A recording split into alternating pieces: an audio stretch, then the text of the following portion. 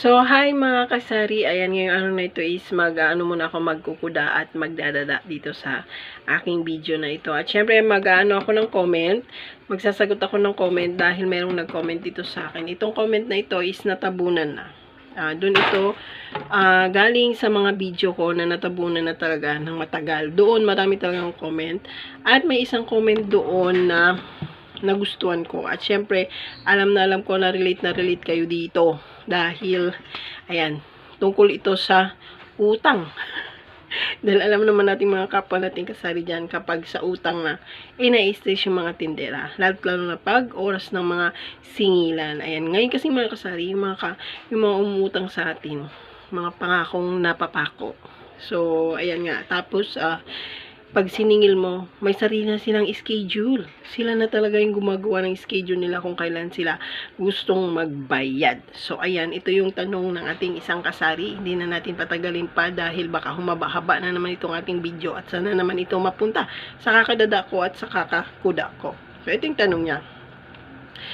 Bakit daw ba nalulugi yung isang tindahan at bakit daw ba nagsasara yung isang tindahan? So alam ko at alam nyo rin kung anong sagot dyan, dahil nga 'di ba nasabi ko na yung topic natin ngayon is tungkol sa utang. So ayan, isa sa rason kung bakit nalulugi or nagsasara yung isang tindahan dahil na nga sa utang.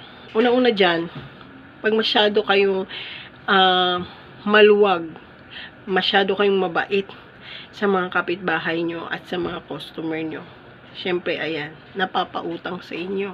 So kayo naman, dahil napupuri kayo na maganda siya. Alam nyo kasi mga kasari kung bakit kayo nasabi. Excuse me. Kasi dati, meron akong katabing tindahan. So talagang pinupuri siya na maganda siya, pinupuri siya na mabait siya, pinupuri siya na ayan, hindi siya madamot. So naabuso siya ngayon. So siya naman bigay ng bigay, pautang ng pautang, ayan. Para naman nang sa ganon hindi siya maiwanan ng kanyang mga customer. Nang sa ganon yung mindset niya kapag pinautang niya yung mga tao, yung mga kapitbahay, yung mga customer, is literal na sa kanya bumibili. So ang nangyari, sa kanya lang umutang pero sa akin bumibili. O di ba? Sino yung nagka doon? So sino yung kumbaga nakaginansya ba? Kumbaga sino yung kumita doon? So ako yung kumita, siya naman bumaba dahil nga masyado siyang mabait, mapagbigay.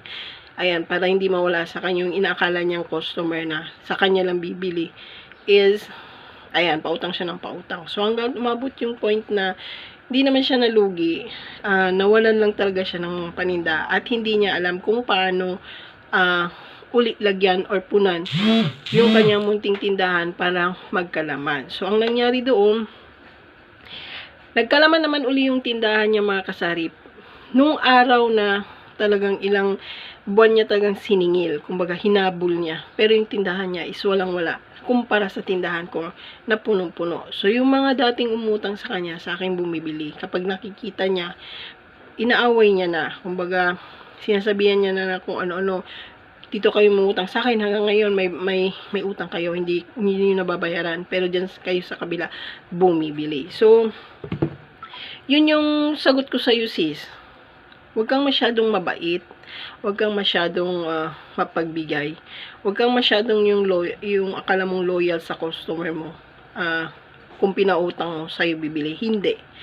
Yun yung mga rason kung bakit nagsasara yung mga sari-sari store, kung bakit nalulugi yung sari-sari store dahil nga sa utang. Masyado kayong maluwang sa utang. Nagpapautang kayo ng nagpapautang, hindi nyo alam yung tindahan nyo is bumabagsak na pala. Dahil sa papanay utang ninyo, ayan, nawawalan na kayo ng paninda. Walang pumapasok na income, puro utang ang lumalabas. So pag ganun mga kasari, yung tindahan nyo talaga tendency doon babagsak. Yung tindahan nyo talaga malulugi at syempre magsasara. Dahil nga, puro utang kayo. Yung utang kasi mga kasari, mahirap yan eh. Mahirap yung nagpapautang tayo tapos hindi naman marunong magbayad. Kasi yung perang mga kasari, ang hirap pulutin, ang hirap hanapin. Kumbaga, pawis pawis yung nagiging puhunan mo para lang magkakapera ka. Tapos, sa isang iglap, ganun lang yung mangyayari. So, ayan, kung magsasari-sari store owner tayo, magpapautang man tayo, pero limit lang. Kikilalanin natin yung mga taong umutang sa atin. Kung kaya ba nilang magbayad ng ganitong utang. So, kung sa tingin nyo na hindi naman nila kaya bayaran, pwede naman magpautang sa tindahan, pero minimum lang. Kumbaga, mababa na ang 300 sa mga taong sa tingin nyo hindi kayang magbayad ng utang. At kung sa tingin nyo naman mga marites, yung mga nakapaligid sa inyo, abay, wag nyo nang pautangin dahil yan talaga mga marites na yan, mahirap talaga singilin. Sila yung may sariling schedule, sila yung may sariling istorya para lang makautang. So ako, hindi ako nagpapautang sa mga taong mahirap magbayad. Isa lang talaga yung taong pinapautang ko dito. At simula noon hanggang ngayon talagang loyal siya, nagbabayad siya. Minsan maaga pa, at minsan naman kapag hindi siya maaga nakakabayad, ayan, sinasabi niya sa akin na hindi muna siya magbabayad. So ayan mga kasari, alam na alam ko at alam na alam nyo rin talaga kung ano yung dahilan kung bakit nagsasara yung isang munting tindahan, malit man yan o malaki. Iwasan talaga ang magpautang para naman sa ganun iwas lugi tayo, di ba? So ayan lang mga kasari yung aking i-share ngayong araw na ito dahil mahirap mag voice over. Kaya ayan, nagbasa na lang muna ako ng comment at yun na lang muna ang i-share ko sa inyo. So hanggang dito na lang. Bye bye.